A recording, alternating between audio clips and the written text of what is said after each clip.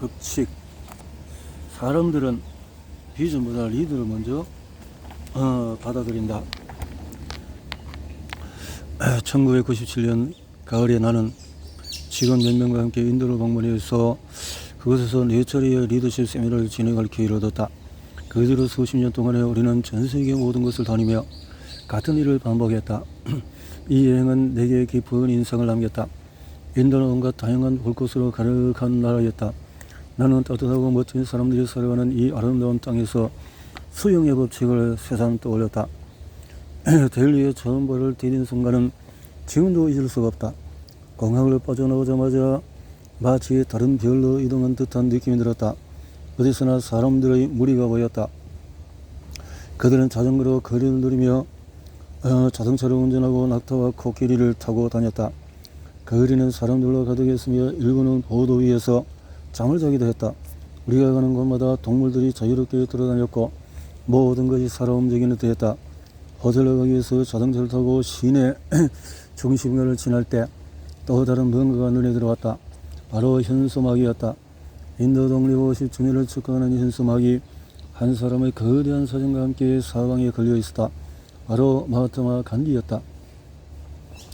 인도를 위한 위대한 비전.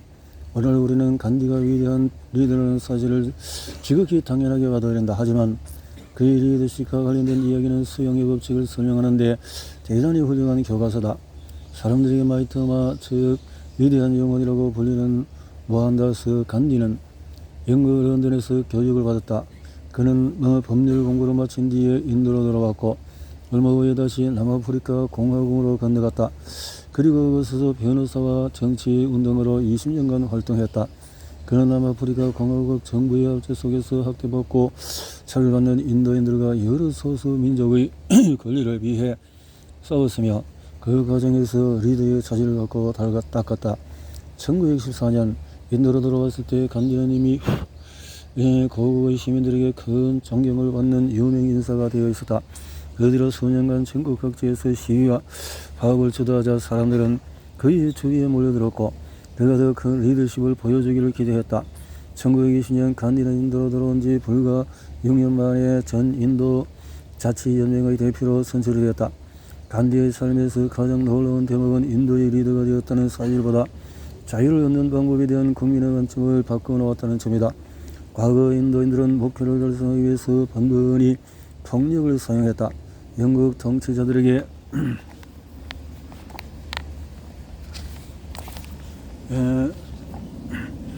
대항하기 위해서 폭동은 여러 해를 거치며 일상으로 자리잡았다. 하지만 인도를 변화시키기 위한 간디의 비전은 비폭력적인 심의 불복종이었다.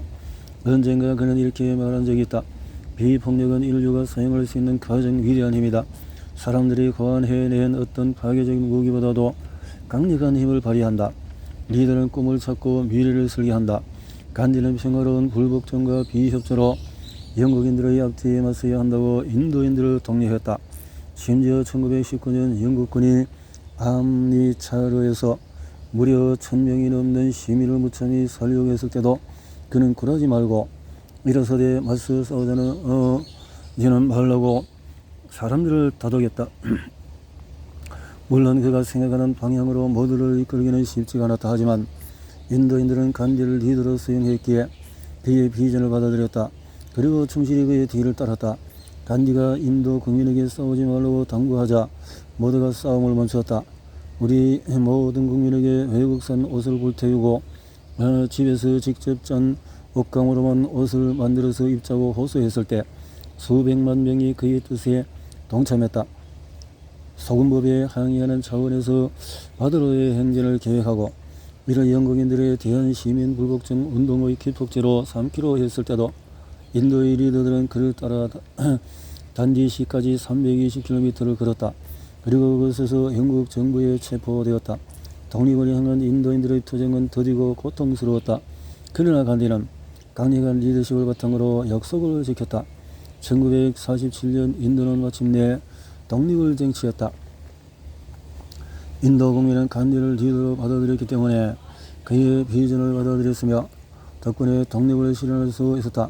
수용의 법칙은 이렇게 작동한다. 네 일을 먼저 꿈을 발견하고 그 꿈에 동참할 사람들을 찾는다. 그리고 리더가 아닌 사람들은 먼저 리더를 찾아내고 그 꿈을 발견한다.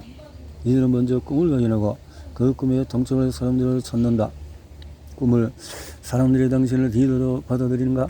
나는 리더십 세미나를 갈 때마다 비전에 대해서 수많은 질문을 받곤 한다. 휴식 시간이 되면 어김없이 누군가 다가와서 자신의 비전에 대해서 짧게 말하고 이렇게 묻는다. 직원들이 내 비전을 받아들일까요? 그러면 내 대답은 언제나 똑같아.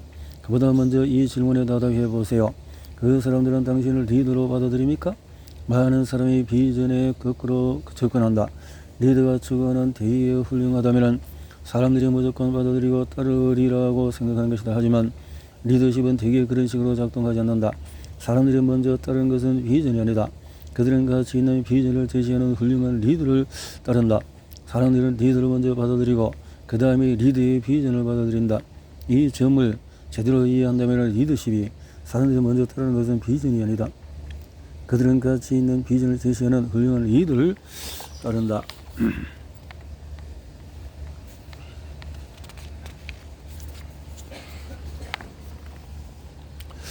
무엇인지 다시 생각하게 될 것이다.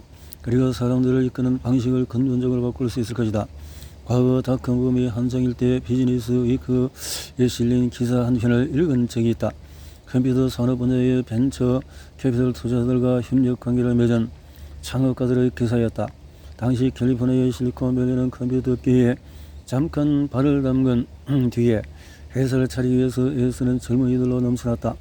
매일같이 창업가 수백 명의 아이디어를 현실화하고 창업의 꿈을 이루어줄 투자자들을 찾기 위해서 바쁘게 돌아다녔다.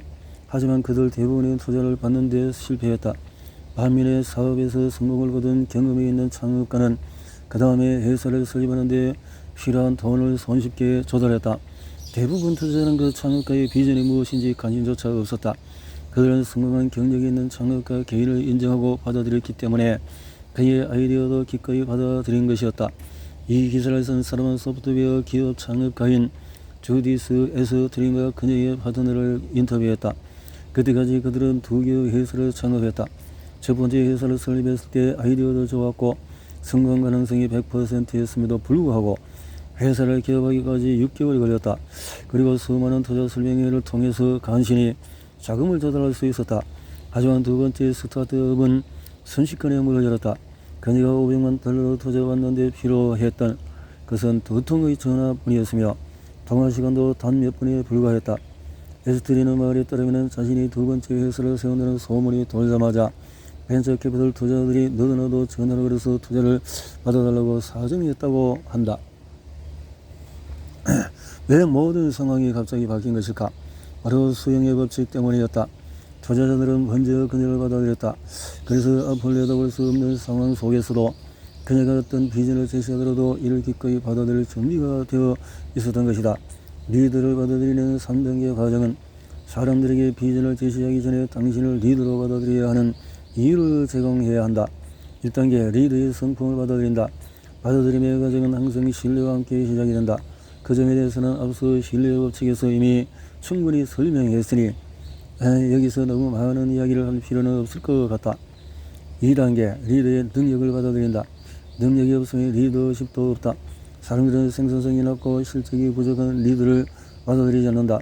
당신은 먼저 리더로서의 자신의 능력을 입증해야 한다. 더 뛰어난 능력을 보일수록 사람들에게 더 쉽게 받아들여질 것이다.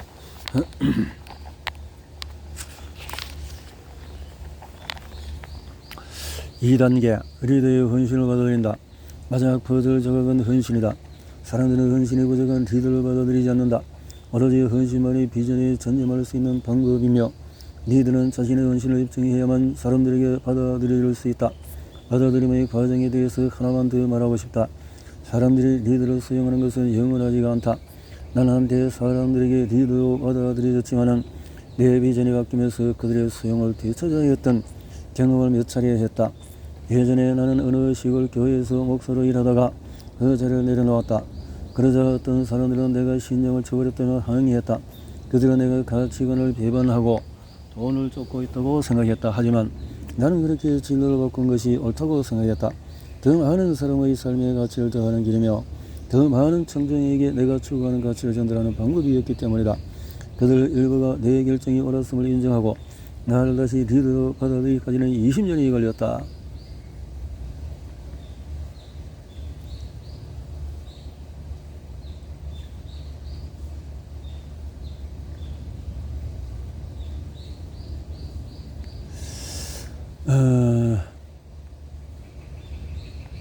또 나는 우리 조직에서 일하는 리더들의 수용을 잃었다가 다시 얻어낸 경험도 한 차례 이상이었다.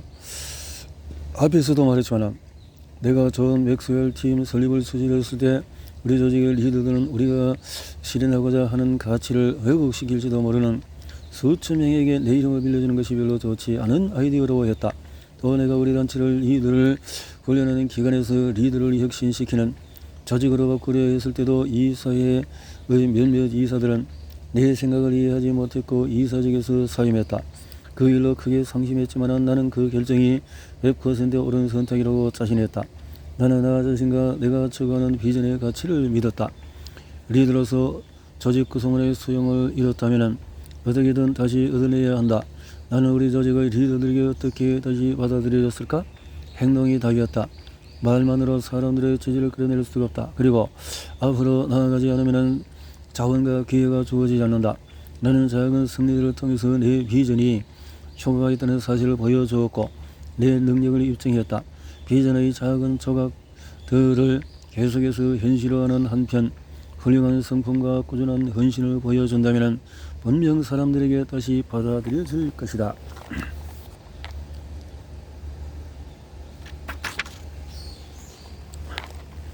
누구나 메시지보다 사람을 먼저 믿는다. 모든 메시지는 전달하는 사람을 통해서 사람들에게 전해진다. 사람들의 메시지를 전하는 사람이 믿을 만하다고 생각하면 그 메시지에도 가치가 있다고 생각한다. 기업들이 배우나 운동선수를 고용해서 제품을 광고하는 이유도 그 때문이다. 소비자들이 나이키 신발을 구매하는 건 꼭 신발의 품질이 좋아서라기보다 크리스티아노 호날두, 르브론 제임스, 세레나 윌리엄스, 타이거 우즈 같은 사람들을 좋아하기 때문이다. 어떤 배우가 특정한 비전을 홍보할 때도 마찬가지다. 갑자기 그 분야의 전문가가 된 걸까? 대개는 그렇지 않다.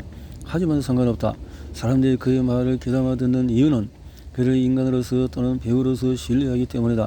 사람들은 누군가를 받아들이면 그의 비전도 함께 받아들인다.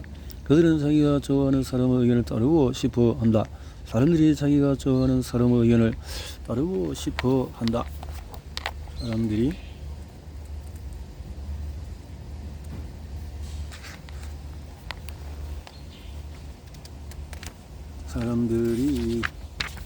싶어 한다. 원대한 비전도 리더십이 없다면 빛을 잃는다. 리더와 리더의 추구하는 비전을 분리해서 생각할 수는 없다.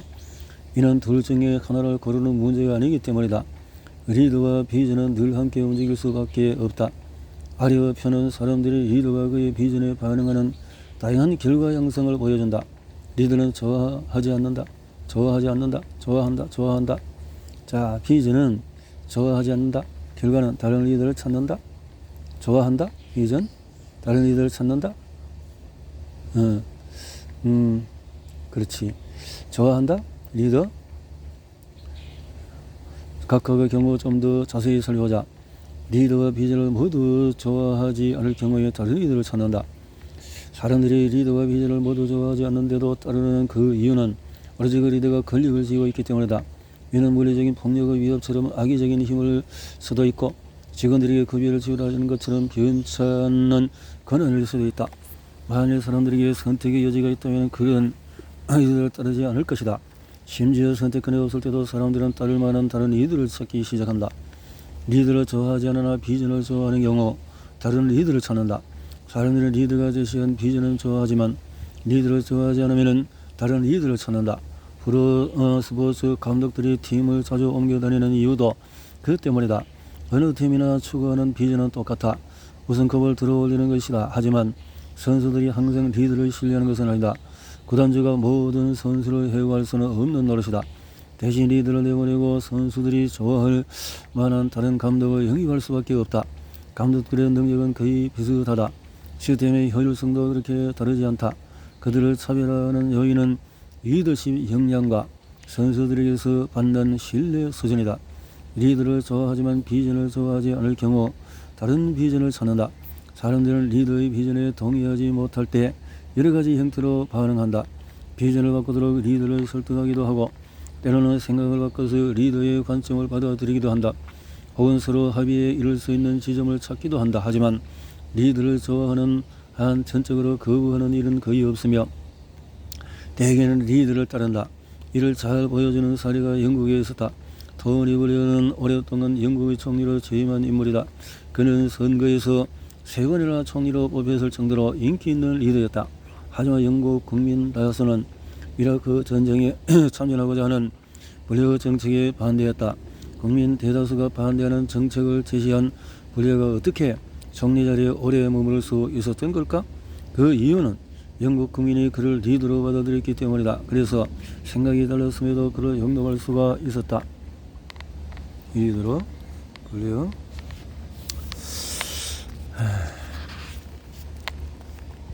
리더의 비전을 동시에 좋아하는 경우 리더를 따른다.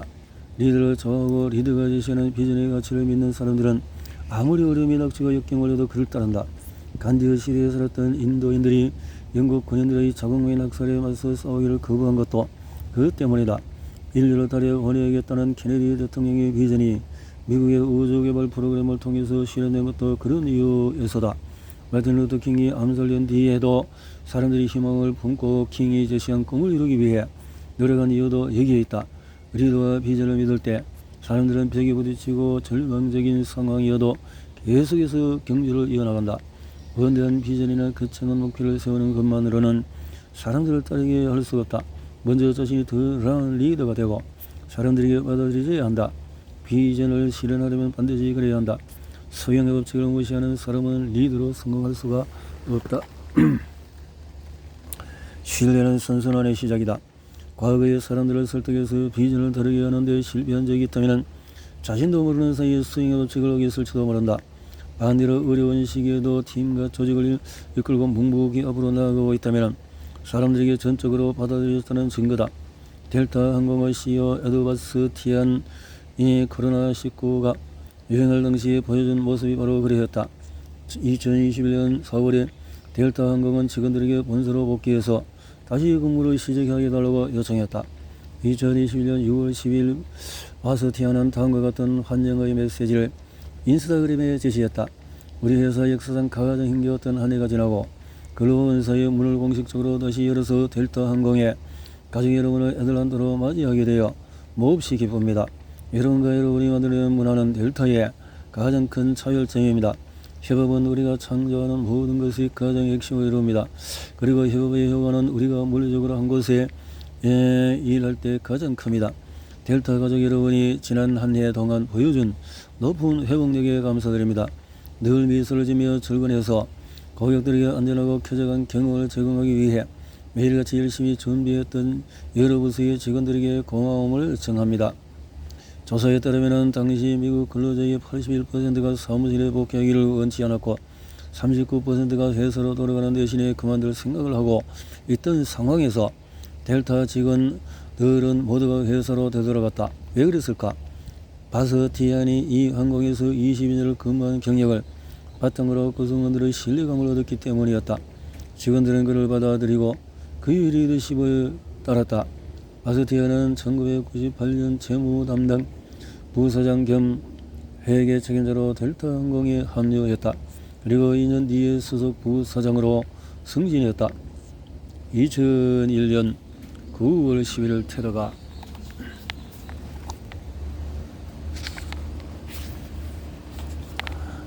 발생했을 때 델타 항공은 다른 항공사들과 마찬가지로 심각한 재무적인 위기에 빠졌다.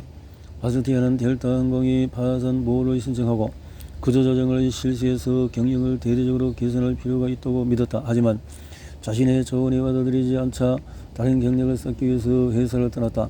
그로부터 불과 6개월 뒤에 델타 항공의 CEO인 제리 그린스타인은 바스티안을 회사로 다시 불러들여 최고 재무 책임자로 임명하고 그에게 구조조정 작업을 맡겼다. 바스티안은 회사를 살려내고 성공의 궤도로 되돌려놓는데 결정적인 역할을 했다.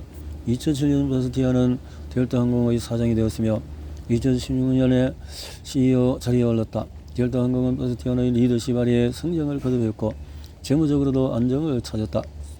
바스티아는 직원들을 잘 보살핀 덕분에 성공할 수 있었다고 말한다. 그의 리더십은 그가 선순환이라고 부르는 개념의 뿌리를 들고 있다. 당신이 직원들을 잘 보살피면 그들은 고객들을 잘 보살핍니다. 덕분에 고객들이 많은 매출을 올려주고 높은 충성도를 보이면 투자자들에게 혜택이 돌아가요. 바스티안의 비전은 델타 항공을 훌륭한 기업으로 만드는 데서 끝나지 않는다. 그 성공의 유산을 창조하기를 바라며 델타 항공을 차세대 항공사로 성장시킨 사람으로 세상에 알려지고 싶어한다. 오직 리더가 조직 구성원들에게 전적으로 받아들여졌을 때만 그런 일이 가능하다. 당신은 구성원들에게 받아들여진 거 있는가? 그들은 당신과 당신의 비전을 따르고 있는가? 리더로서 훌륭한 비전을 제시하지 못하면 사람들의 신뢰를 얻지 못한다. 반면에 아무리 오르는 리더 가치관을 내세워도 조직을 발전시키지 못하면 칭찬받지 못한다. 당신의 성공은 사람들이 원하는 곳으로 그들을 데려갈 수 있는 능력에 좌우된다. 하지만 그러기 위해서는 먼저 그들에게 리더로 받아들여져야 한다. 그것이 수용의 법칙이다. 리더로 받아들여져야 그 다음에 말하는 모든 것들이 이루어진다. 수용의 법칙. 이 리더십과 조직을 위한 비전이 있는가? 비전 선언문. 당신의 팀은 당신을 리더로 받아들이는가? 구성원들 각각의 삶의 가치를 더하고 그들의 신뢰를 얻을 전략을 개발하라. 다음 몇 가지 전략을 참고하자. 그들과 더 나은 관계를 맺는다. 그들에게 정직하고 진정성 있는 태도를 보여서 신뢰를 쌓는다. 그들에게 좋은 본보기가 된다. 그들이 더 성공할 수 있도록 돕는다. 그들이 개인적인 목표를 달성할 수 있도록 돕는다. 그들을 리더로 성장시킨다. 신뢰를 쌓고